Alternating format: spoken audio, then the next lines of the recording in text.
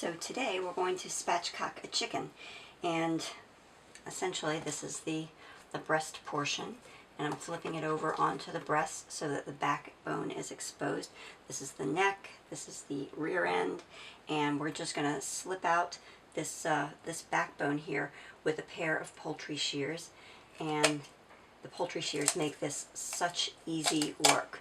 You could try it with a butcher knife, but I found that I nearly break my hand when I do it.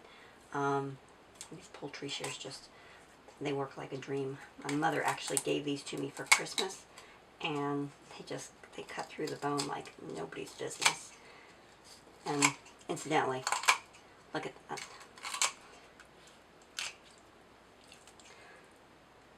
Okay, so there's the backbone out, and you flip it around, you'll see we've removed the bone, and there's the chicken. And what you're going to want to do to spatchcock the chicken is just give it a good press and break the breastbone there.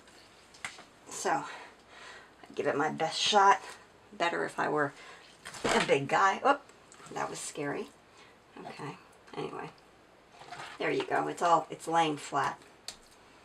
That's the way it should look.